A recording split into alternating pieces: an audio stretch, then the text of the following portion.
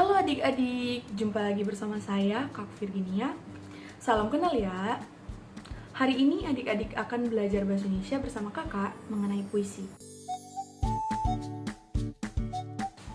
Wah, kalau mendengar kata puisi sepertinya sudah tidak asing lagi ya di telinga adik-adik semuanya. Untuk itu, kakak akan membantu adik-adik semua supaya lebih memahami materi puisi ini. Daripada semakin penasaran, yuk simak penjelasan kakak berikut ini. Untuk mendasari pemahaman tentang puisi, kita perlu tahu dulu apa sih puisi itu. Nah, menurut Kamus Besar Bahasa Indonesia, puisi adalah ragam sastra yang bahasanya terikat oleh irama, matra, rima, serta penyusunan lirik dan bait.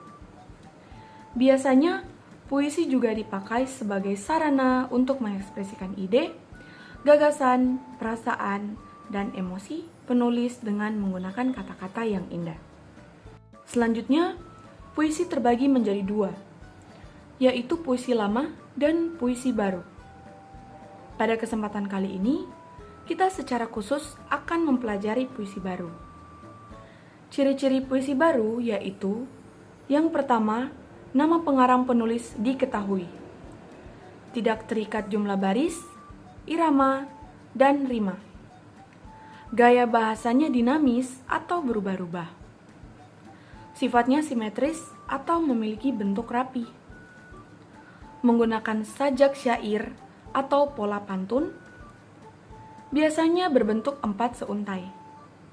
Terdiri dari kesatuan sintaksis atau gatra yang setiap gatranya terdiri dari 4-5 suku kata dan berisi tentang kehidupan pada umumnya. Puisi baru sendiri memiliki banyak jenis. Supaya adik-adik bisa membedakan jenisnya, kakak akan menjelaskan lebih lanjut mengenai beberapa jenis puisi baru yang sering kita temui. Yang pertama, balada. Jenis puisi ini mengkisahkan sebuah cerita atau riwayat tertentu yang sedih dan mengharukan. Yang kedua, romansa. Jenis puisi ini bercerita tentang isi dan luapan perasaan cinta kasih seseorang. Yang ketiga, himne atau disebut juga gita puja. Merupakan jenis puisi modern yang berisikan pujian-pujian terhadap Tuhan. Apabila adik-adik semua ingin menyusun atau menulis puisi, perlu diketahui bahwa puisi memiliki struktur yang terbagi menjadi 2 jenis, yaitu struktur fisik dan struktur batin.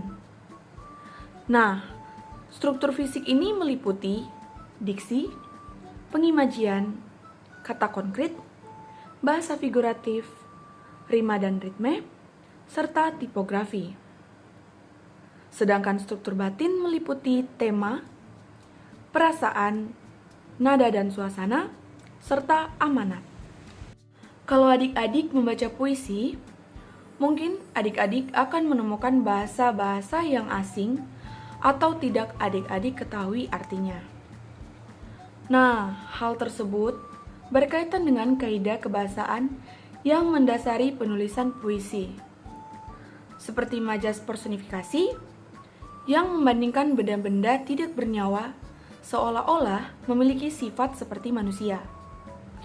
Majas paralelisme yang merupakan majas perulangan tetapi tersusun dalam baris yang berbeda. Kata konotasi yang menyatakan makna tidak sebenarnya dari suatu kata.